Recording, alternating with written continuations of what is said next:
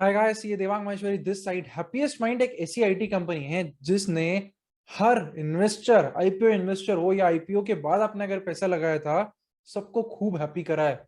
Listing के बाद अगर कंपनी देखे तो अराउंड 290% तक का रिटर्न कंपनी ने दिया। पर उसके बाद हुआ रिवर्सल्स।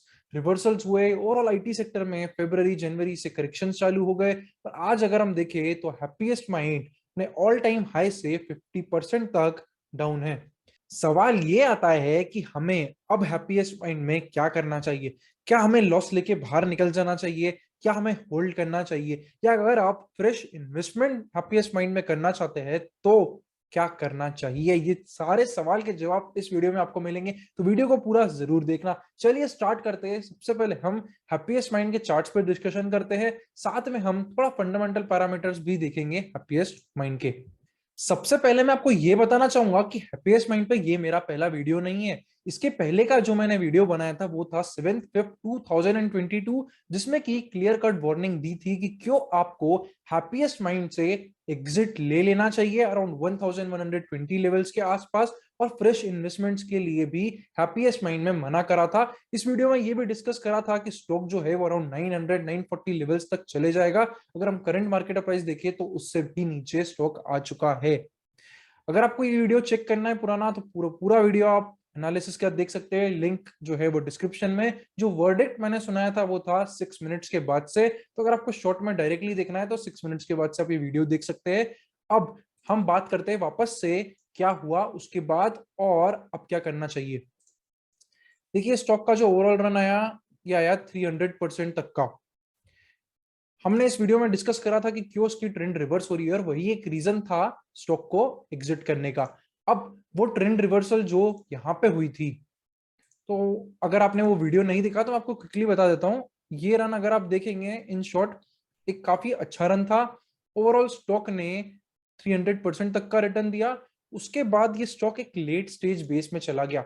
आप ये देखिए, यहाँ पे स्टॉक एक अच्छे सपोर्ट जोन्स पे पहुंच गया, और फाइनल ब्रेकडाउन जो है वो इस पर्टिकुलर कैंडल में हमको देखने को मिला। तो यहाँ पर ही कुछ वो वीडियो अभी आया था जब ये ब्रेकडाउन देखा था कि जो ओवरऑल ट्रेंड है इसका फाइनल, देखिए जब एक ब्रेकडाउन होता है लेट स्टेज का, वो सबसे लेट एग्जिट, मतलब वहां पे तो आपको बाहर निकल ही जाना चाहिए। उसके पहले अगर आप देखेंगे तो 10 वीक मूविंग एवरेजेस और ये सारे मूविंग एवरेजेस के नीचे स्टॉक प्राइस आ गया था। आप मेरे वीडियोस देख रहे हैं तो आपको पता होगा कि जब ऐसा होता है काफी अच्छे रन के बाद, तो कंटेक्स्ट है काफी अच्छे रन के बाद अगर हम ऐसा चेंज देखते हैं स्टॉक के मोमेंटम में, तो वहां से रिवर्सल्स होने के चांसेस बढ़ जाते हैं। बात करते हैं आगे। स्टॉक में हुआ रिवर्सल, और देखिए अब स्टॉक को में क्या करना चाहिए। ये स्टॉक देखिए तो एक ऊपर की साइड आपको एक रेजिस्टेंस मिल जाएगा जो कि एक ट्रेंड लाइन की तरह है, और अगर आप स्टॉक को देखेंगे तो आपको नीचे की साइड में भी एक ट्रेंड लाइन मिल जाएगी। मल्टीपल टच पॉइंट्स है, एक बार हो गया, दो बार, तीन चार बार, और यहाँ पे पांचवी बार। तो इसे एक डाउनवर्ड चैनल भी बोल सकते हैं, या एक अपर ट्रेंड लाइन और लोअर ट्रेंड लाइन भी बोल सकते हैं। अब देखिए यहाँ पे आपको एक चीज समझाना चाहूंगा, स्टॉक कितना ही अच्छा हो, जैसे कि अगर हम हैप्पीएस्ट माइंड की बात करें तो it is a good stock, अच्छी ग्रोथ कंपनी है, फ्यूचरिस्टिक सेक्टर में है, पर फिर भी स्टॉक करेक्ट होते हैं। ये बात आपको माननी पड़ेगी कि कोई भी स्टॉक कंटिन्यूस ऊपर नहीं जाता है। एक लंबी जर्नी में छोटी जर्नी होती है, फिर स्टॉक करेक्ट होता है, फिर वापस एक छोटी जर्नी होती है, फिर स्टॉक करेक्ट होता है। इसी तरीके से स्टॉक मूव होते हैं, और वैसा ही कुछ यहाँ पे भी हमको देखने को मिला। अब देखिए जो डाउन ट्रेंड है, आपको ये अप ट्रेंड दिख रही है यहाँ पे, ये भी कुछ इसी तरीके से दिखेगी। अब देखिए यहाँ पे हमें सेम एक ऐसे ही अपवर्ड चैनल मिल जाती है। नीचे की साइड से देखेंगे तो आपको एक डाउनवर्ड चैनल यहाँ दिखेगी। मैं मूविंग एवरेजेस एक सेकंड के लिए हटा देता हूँ जिससे कि और क्लैरिटी दिखे। तो यहाँ पे देखिए आपको मल्टीपल टच पॉइंट्स मिलेंगे। आपको यहाँ पे टच पॉइंट मिल रहा है, यहाँ पर, और फाइनल एक यहाँ पर, ये रेड कैंडल में मल्टीपल टच पॉइंट्स नीचे की साइड है, मल्टीपल टच पॉइंट्स आपके ऊपर की साइड भी है। अब देखो यही होती है ट्रेंड्स। आपको जिस तरीके से स्टॉक ऊपर जा रहा था बार बार इस पर्टिकुलर चैनल में, उसी तरीके से स्टॉक अब नीचे जा रहा है इस पर्टिकुलर चैनल में। देखेंगे नीचे आता है, ऊपर, फिर नीचे, अब हो सकता है वापस ऊपर जाए। ठीक है, ये तो आपने बता दिया डाउन ट्रेंड में है। ये भी समझ में आ गया कि हमेशा ट्रेंड्स को फॉलो करना चाहिए। ये भी समझ आ गया कि हमें रिटर्न्स को अगर मैक्सिमाइज करना है तो ट्रेंड को फॉलो करना चाहिए। अगर ट्रेंड को फॉलो नहीं कर रहे तो ऐसे ड्रॉडाउन्स आपको आते रहेंगे, जिसके बाद काफी टाइम भी लग जाता है स्टॉक को वापस ऊपर आने में। अपॉर्चुनिटी कॉस्ट भी जाती है, और इसीलिए मैं ट्रेंड फॉलोइंग में ज्यादा ओवरऑल ट्रस्ट रखता हूं। तो देखिए अब इस स्टॉक में हमें क्या करना चाहिए। अगर सबसे फर्स्ट केस, अगर आपके पास ये स्टॉक ऑलरेडी है, तो अगर आपके पास ऑलरेडी ये स्टॉक है तो अभी आपको इस स्टॉक को नहीं बेचना चाहिए। क्यों? क्योंकि स्टॉक ऑलरेडी 50% तक का करेक्ट हो चुका है अपने ऑल टाइम हाई से। अगर हम यहां से देखेंगे तो स्टॉक 50% का एक करेक्शन हो गया है।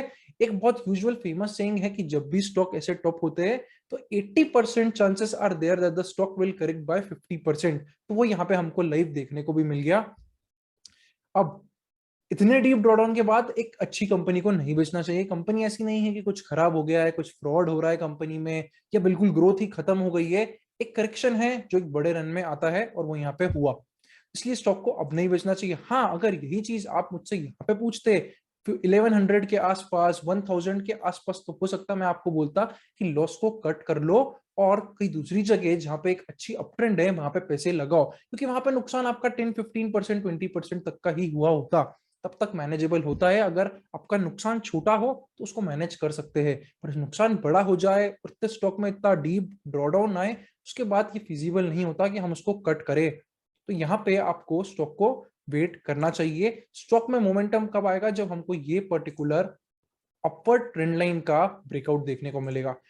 देखिए हर बार जब स्टॉक आया, ये यहाँ पे भी इसने ऊपर आने की कोशिश करी, फिर से स्टॉक नीचे रोल ओवर हो गया, फिर ऊपर आया, फिर यहाँ से रेजिस्टेंस आया मूविंग एवरेजेस से, रोल ओवर हो गया, और तब से मूविंग एवरेजेस के नीचे ही। तो हो सकता है हमको यहाँ पे स्टॉक वापस अभी ऊपर आता हुआ दिखे, और उसके बाद वेट एंड वॉच है जो करना होगा। ये पर्टिकुलर ट्रेंड लाइन का जब ब्रेक होता है प्लस सारे मूविंग एवरेजेस के ऊपर स्टॉक जाता है, तब एक ट्रेंड रिवर्सल हम वापस से बोल सकेंगे। एक बुलिश मोमेंटम हैप्पीएस्ट माइंड में तब हमको देखने को मिलेगा।